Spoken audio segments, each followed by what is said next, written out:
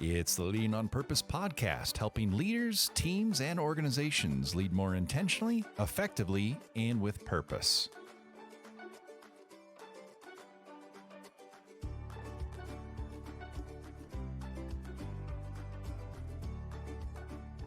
Well, welcome to today's episode. I'm really excited about today's episode because today I get to welcome for the first time ever a co-host.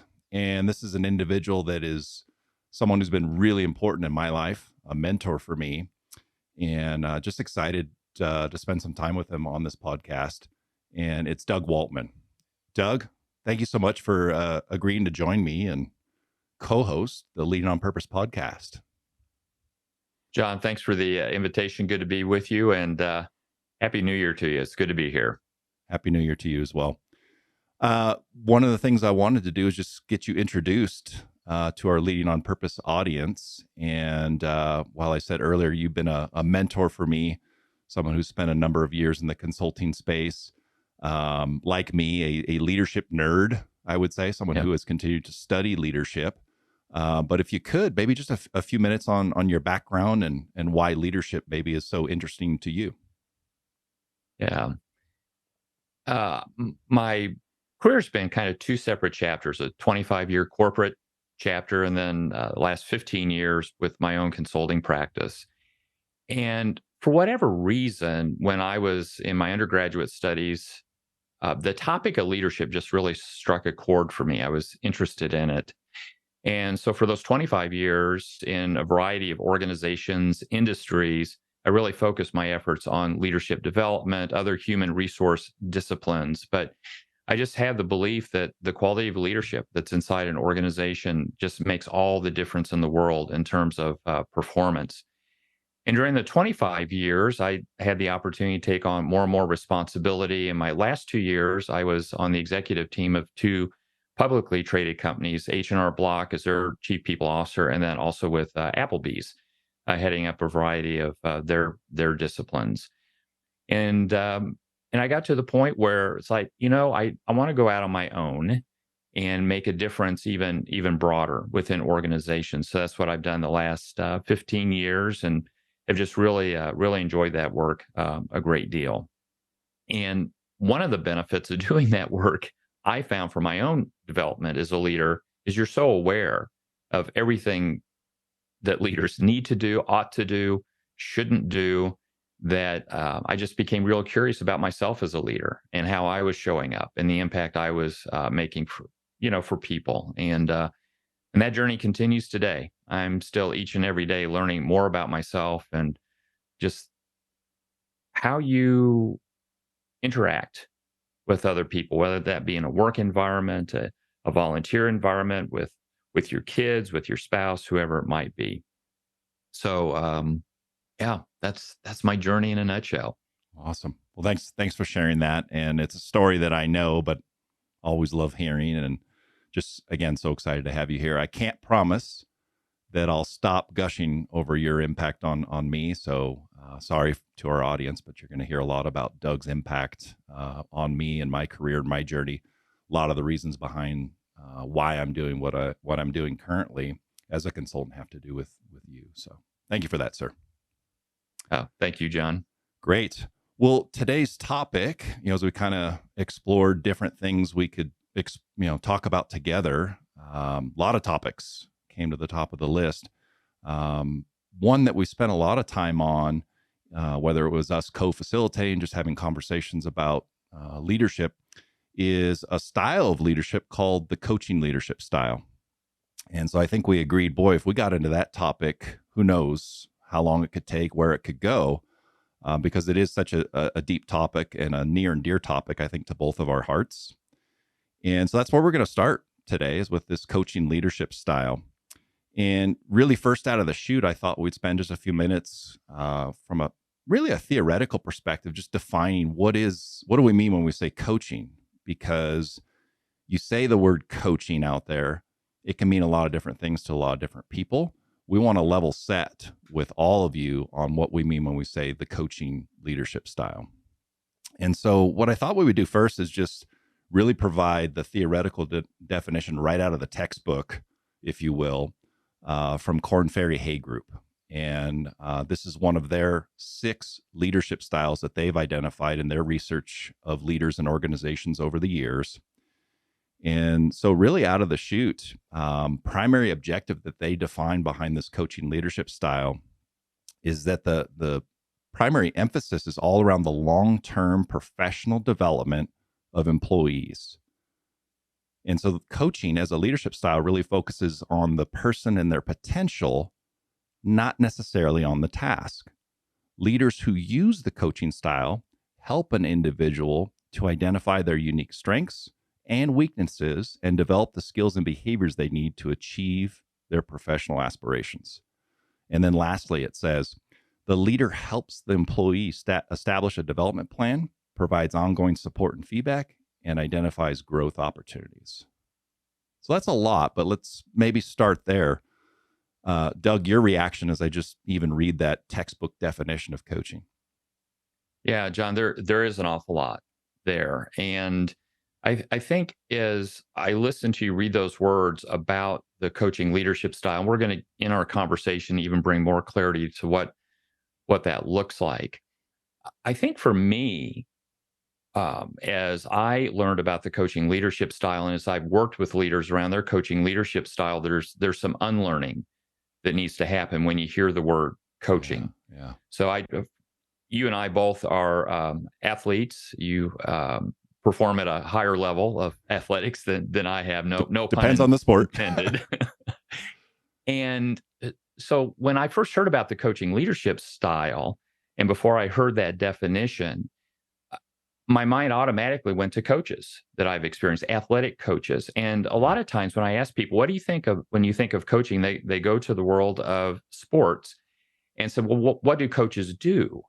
And so often their response is, well, they tell people what to do, what play to run, where to be, what skills to develop. And in many ways, the definition that you just shared to me almost turns the traditional view of coaching upside down, because it isn't about the coach or the leader. It is about the person receiving the coaching, their development, their needs, their relationship to the issue that they're dealing with. So it's such a impactful way to engage with folks. But I have found from my own experience in working with other leaders, you have to be really open to rethinking how you view coaching and how you view your relationship and the impact that you have with people when you're actually coaching them. Yeah, completely agree. And one of the things I've talked a lot about, both in my consulting work and a few times, I think, over the course of podcast episodes, is the importance as a leader to be mindful of the potential gap between intent and impact, or intent and perception. And coaching is one of those interesting situations where I think you make a great point around it's about the impact on the person. And you could tell yourself, well, that was a coaching interaction. But if the person walked away feeling directed, or feeling like you were just telling me what to do, what play to run, that wasn't actually a coaching experience for me. It didn't add to my growth and development in the long term. I walked away very clear on the immediate task or objective, but not so much in terms of my long-term growth and my own capacity to maybe make decisions for myself. That was not impacted. Yeah, it's a great insight. And like in the definition you just mentioned, it talks about the development of the person. And I think sometimes when people think about providing development for folks, it's like, okay, what book could they read or what workshop could they attend? But the reality is the vast majority of development that any of us receive in the workplace comes from the experiences that we're having and the opportunity for us to try out new things, learn about ourselves. And a leader is so uniquely positioned to create that kind of environment for a person where they feel as though they are gaining additional insights about themselves or their role or the business that they're in. So it's one of those things where it has to be about the person that you're coaching, and it doesn't mean, John, that there aren't times where leaders do need to be directive, Right. and Time tell and somebody place. what to do. So If this is the first time anyone's heard of the coaching leadership style, please be clear. We're not suggesting, well, this is how you lead all the time. There are those situations for a variety of reasons where a leader needs to step in and say, you need to do X. Yeah. It could be a safety reason, it could be a compliance issue. Frankly, if somebody's really struggling in their performance and you've done all kinds of coaching, it's time to be a bit more directive. Yeah. But when the opportunity is right, and there's many of them where the coaching leadership style is appropriate, it's remarkable what a difference it can make for people. Yeah. Couple thoughts that came up as you were talking there. One is I think we're thinking of the coaching leadership style definitely in terms of the framing the leader has when they approach a situation, in terms of, okay, this is about the impact on the person, and being very mindful as a leader, as I said earlier, around the potential gap between intention and perception. How's this landing? Are they feeling growth and development through this conversation or this interaction or this opportunity that I'm providing them? But something that occurred to me as you're just describing that is the framing for the individual on the receiving end sounds like it's pretty important here as well. Meaning, how do I view development for myself? Because I think the myth of where development comes from is on both sides of this coin, the leader and the member of the team. Meaning, yeah, it's not about the next seminar or workshop I'm signed up to go to. It's not around the next book I'm reading. Those are complements to my development, but where the magic happens, as you said, is really in the experiences that I go through over the course of the opportunity to do my work, perform my work. Yeah, it's a great point. I remember early on in my career, so this would have been many years ago. I haven't thought about this in a long, long time. I remember having my annual performance review, and part of that was, development for this next year. And I expressed my concern that I hadn't really been provided a lot of development opportunities. I remember my leader asking, "What do you mean?" I said, "Well, I was supposed to go to a conference this year, I think, and it got canceled. And maybe I went to one workshop, and I was really hoping I would get more." And he, this was one of the best leaders I ever worked for, in a very intentional, supportive way, because we just got done talking about all my accomplishments for the year. And he said, "Take a look at that list and let me ask you a question. What did you learn about yourself this last year? How are you different today than you were a year ago as a result of accomplishing what you did?" And I really didn't know where he was going with that question. I just started listing out, in this one, I had to reach out to others in the organization to develop relationships to get this project done. Great. And I just went down the list. And before, before you knew it, John, it was just this beautiful laundry list of, I've grown in these particular areas, not through a book, not going through a workshop. And by the way, books and workshops are great. Yeah, Let me be I'm a clear big there. fan I'm of them not too, suggesting, providing them. right, exactly. But I'll never forget that, because that was one of the first times, way before I knew about the coaching leadership style, that I had a sense, oh, that's how we grow and develop as human beings. And it's, how do we just improve our awareness around, what am I learning about myself? What gifts do I have? What development opportunities is this experience pointing out? So anyway, it is also, I love your thought around, for the person being coached, it's a reframing for them in terms of their development and how they're going to grow and develop in the future. Yeah. And maybe fodder for a whole other episode, but the importance of understanding and framing in your mind, how do we grow and develop? Because one of the things that is always been important to me, and I think you've done a nice job over the years of defining this for leadership groups and cohort style experiences I've seen you facilitate, which is grounding people in the concept of how actual growth and development occurs. And it's largely through not just the experiences. I don't get to just bounce around experience to experience and all of a sudden I magically learn. But I think what you're pointing to is that piece of reflection. And again, that's fodder for probably a whole other episode. But maybe for today's purposes, how can you, as the leader, when you're using the coaching leadership style, drive reflection? It's like, okay, you had this experience, and maybe while you were in it, you didn't view it as a development experience, but if we can reflect back on it together, could there be some learnings and insights there that contribute to your growth and development? Yes, it's for example, if listening to this podcast today is the first time you've ever heard the definition of the coaching leadership style, and you're still trying to come to terms with it and what it would look like. Let me just give a for instance. Let's say that you're a leader of an individual on your team, and you just sat in a presentation that they did for a group of people. And as you're listening to the presentation, whether you're writing it down or just mentally cataloging it, it's like, okay, here are the things that went well in the presentation, and then here's some things that maybe they could have done differently. And coaching is about, first of all, following up with the person. To coach, you got to be with a human being.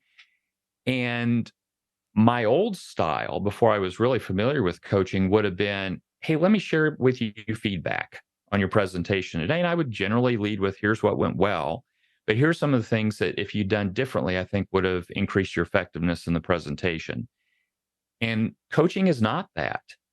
Coaching is being in conversation with the person for their growth and development, asking them the question, talk to me about your experience today in that meeting. What excited you? What concerned you? What puzzled you? And then just listening to it. And John, when we coach that way and ask those questions, it gives you so much insight about where is that person in their development. Yeah. Sometimes when I use that approach, this person responds back, here's what went well, here's some things to change. It's like, oh my gosh, they not only knocked out the list of things I had, they noticed some things that I didn't even notice. On the other end of the spectrum, if you ask somebody that question and they barely have any observation or insight about their performance, that's instructive. Because now, as a coach, as a leader, I'm thinking, okay, this person that I'm working with here, one of the things I need to muscle build with them is their ability to notice their performance and reflect on it. Yes. So again, this is that notion of you're turning coaching just totally upside down from what people would say. Well, a good coach would get with the person after the meeting and give them the critique and the list. It's like, no, that's not the coaching we're talking about. It's driving the insight and the understanding from the person without you as the leader having to do that for them. Yeah. Yeah. An important question that I coaching leaders on is who's driving in the conversation? Who's doing the driving? And so if you're wondering, how do I apply some of the content from today's episode in my conversations with my team? How do I coach more, use this coaching leadership style? That's one of the first questions to ask yourself is who is driving the conversation? Who's doing all the lifting? And if you're forcing the reflection, if you're telling them the insights they ought to have, if you're directing them on how to reflect on a particular experience, probably not really coaching. That's more of a directive style. So, John, and earlier you made the comment around it's not only reframing the understanding of coaching for the person doing the coaching, but the person receiving it. So one of the things that I've been challenged by in working with leaders on really leaning into the coaching leadership style and using it more is not appreciating the difference and the impact it can have on the people they're coaching. So for example, if you and I were in a relationship and over the years as I've been your leader, when you come to me with a problem and the dance step we've established with each other is I give you the answer. And then all of a sudden you come into my office with a problem and I'm like, well, I've learned about this coaching leadership style. I think I need to have John reflect on this and own it. And instead of giving you an answer, I go, John, what do you think about this? Well, that's confusing. Yeah. It's shocking. It's like, I'm not used to doing that. Yep. And so as you lean into this coaching leadership style, if you really start thinking about your relationships with folks, is to understand not only can this be a new way for you to lead them, but it's a new way for them to experience your leadership. Yeah. And just being patient with that process Yep. for yourself and for the people that you're leading, because it is a very different way of being engaged with each other many times in the workplace. Yeah, it's such an important piece here around if you're going to shift some of your behaviors as a leader, making sure that the experience doesn't feel like you're pulling the rug out from underneath what the team has grown accustomed to. And you mentioned the words dance step.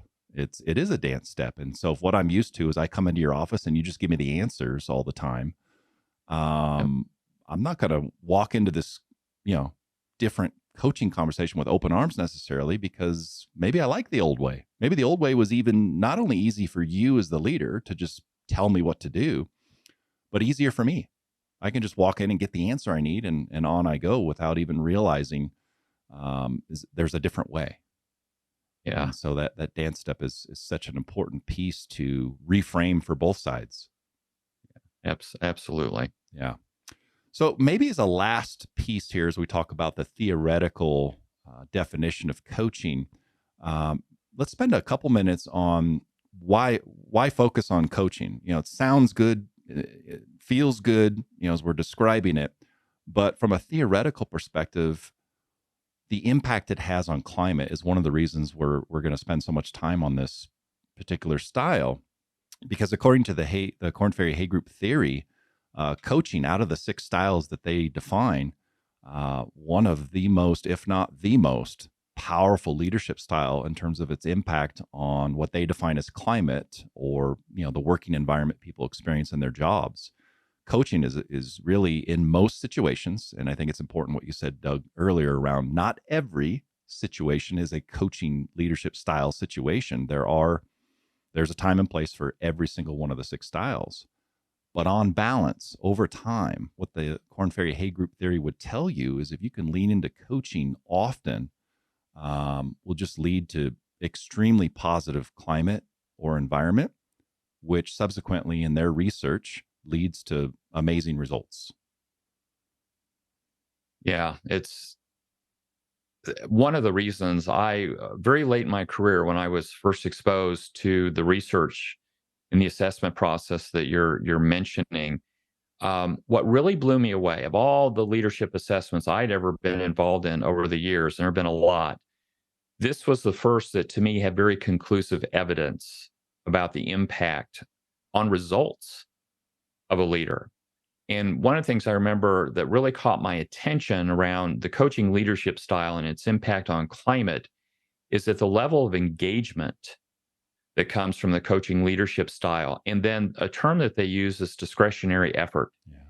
So it's that above and beyond. You just find people that are more engaged, they're feeling appropriately challenged, they feel respected. It's a great relationship with their leader. That's when you start to see people go above and beyond in their efforts. They're not watching the clock, when it's 5 o'clock, I'm out the door. It doesn't even seem like a job. It's just something that they're very, very engaged in. So it has a huge impact on organizational results. We're not talking about it today because it's a nice thing to do for people. I do believe it's a nice thing to do for people because it develops them. But it's about bottom line results, and bottom line results that are repeatable. Because once you use this style, you're developing the inherent talents of the people that you're leading, so that they can just continue to improve and improve upon the results. So, as you mentioned, the evidence suggests it is one of the, if not the most powerful leadership style there is to drive results inside an organization. Yeah. Yeah. And so you mentioned the impact it has on that discretionary effort. I think one of the main benefits from a theory and an observational perspective is the dependency that the coaching leadership style can alleviate. It's a lifting of a potential burden and a dependency on the leader to have all the answers, to provide the what to do at every twist and turn of the work being performed. It's about building that long-term capacity for the team to be able to think for themselves and be inspired and motivated to come in and do their best work, not just the bare minimum. And to your point, not sitting there watching the clock. Yeah. Yeah. So Yeah. with that, and we kind of splashed this a little bit already, but tell me about your first encounters with the coaching leadership style, maybe, from multiple perspectives. One, as a leader yourself, either on the receiving end or coming to terms with your own style as a leader. And then definitely as a practitioner, student of leadership. Well, in a way, John, I was hoping you weren't going to ask that question, because the story that goes with it is a little bit embarrassing. So I mentioned the assessment process I went through, the Korn Ferry Hay Group assessment process. And it was myself and several other leaders. We were on the executive team at Applebee's. And so this was my last corporate gig. I've been leading teams of people for quite some time with, pretty favorable results, and had received the requisite promotions and acknowledgement, different organizations I've been in. So it's like, yeah, I think I'm a pretty good leader. So I completed this assessment and I got my results. And it was how do I describe the process? It was a sobering process. And it's Wow. not that it was void of things that I was doing well, but boy, it pointed out some things to me that I had very little awareness of how I was leading. And here was one of the big shocks. In this assessment process, when you complete it, you evaluate yourself, Right. which is really a reflection on how you believe you lead people Yeah. and interact with people. And then you get the feedback from your team. Here's the actual leadership styles that they experience from you. And I'll never forget, my self assessment came back saying, man, I am a rock star when it comes to the use of this coaching leadership style. And the feedback I got from my people is, not so much. Yeah. And I remember getting those results in a workshop, and we were all getting our results at the same time. And it was a gut punch. I mean, I had a visceral emotional reaction to it. One, I was surprised. Two, I was disappointed I didn't have more awareness about it. And three, I almost felt like I need to run out of the room and go apologize to my Uh, team, because I just had no idea. What the assessment indicated is, even though I thought I was great at coaching, what I was really doing was what we've talked about earlier, is giving people answers and directing their activity. And John, by the way, it all made sense because I found my work days getting longer and longer and longer. And the reason they were so long is I had become the answer person. yeah. And so not only did I have my work to get done, but people were lined outside my door, or they were in queue in my inbox and my email or whatever it would look like, or getting invited to all kinds of meetings. And so it was a wake up call for me. And I worked hard over the next year, really understanding the coaching leadership style better, being more intentional about using it.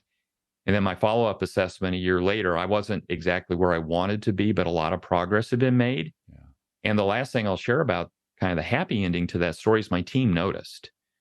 Wow. I told them what I was working on. I asked them to help me be a better leader when it came to coaching. Yeah.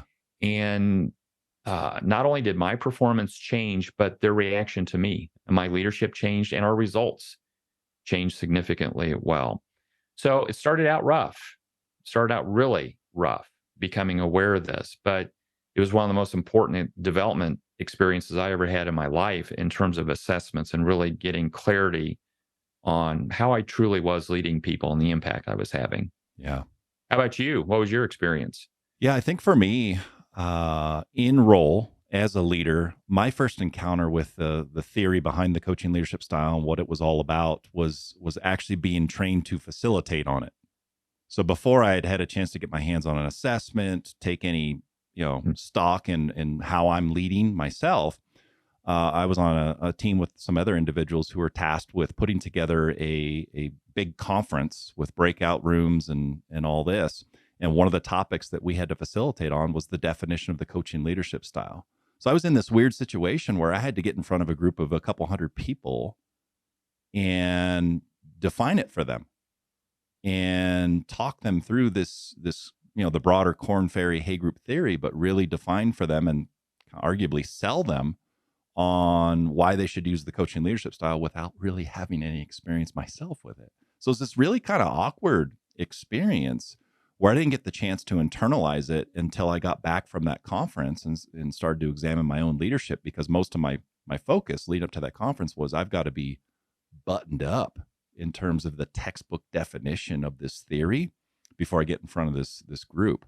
And so it was a weird way to kind of step into the theory without really starting with one of the pieces that I do want to talk to you about today, which is starting with self-awareness and examining how am I showing up. I didn't really get a chance to do that when I first encountered this theory and this leadership style. Now, shortly thereafter, I got a great opportunity to self-assess and think about my impact. And unfortunately, shortly after that conference, I had to come to terms with my leadership because I had an individual who had put in their notice, their resignation. Mm. And this individual was graceful enough to offer me a kind of an exit conversation. And so we scheduled 30, 45 minutes together on this individual's last day. Unfortunately, I couldn't get them to, reverse the decision. They decided, they wanted to take a different opportunity with another organization. But sitting across from this individual, what I was faced with was the reality that I had a tremendous gap between intention and perception. And what this individual, because as I had facilitated the theory at that conference and thought about it, in my mind, I'm like, I think I do some of this. I think I'm a coach. I use the coaching leadership style. I learned very quickly in this interaction, this exit conversation, that that's not how I was being perceived, not how I was showing up. And the main feedback that was shared is this person said, myself and the rest of the team really feel like it's all about you. It's all about your achievements, and we're just kind of cogs in your wheel. And it hit me like a ton of bricks. And it wasn't an assessment report. This is, direct face-to-face feedback. And so it hit me hard. I had to think about that for a long time because I had never really before that time thought as much as I should have around the gap between intention and perception. And I think it's very easy as a young leader coming up the ranks to give yourself too much credit for your intent. And you get up in the morning, well, it's the thought that counts. And you don't really spend as much time maybe as you should on how's it landing with people? Is it resonating? Is it working? Is it contributing to their best work? Or am I actually holding them back? And in this instance, I really learned very clearly from this individual that I was holding back his best work and probably the best work of the rest of the team. And then that led to an even deeper, darker hole as I examined, shoot, I've been leading this way for quite some time. How many other people over the years have maybe felt that way? So it was this deep look into the rearview mirror, realizing that I'm not at all the leader, much less the coaching leader that maybe I thought I was. And so it was less clinical because there wasn't really an assessment tool to back it up. It was this very qualitative face-to-face interaction that forced me to come to terms with it. And maybe similar to your story, it did force a 180 in terms of my behaviors. And so that was an interesting process in and of itself because I was guilty of shifting so quickly that it wasn't believable. I wanted to adopt some of these coaching mindsets and behaviors so rapidly that it shook things up a little too fast for the team. And that's kind of a story for another day. But that was my first encounter with the coaching leadership style. Oh. A really interesting experience. Well, that does it for part one of my conversation and this episode on defining the coaching leadership style with Doug Waltman. Stay tuned for part two of that conversation. And as always, thanks for tuning in. Don't forget to like and subscribe.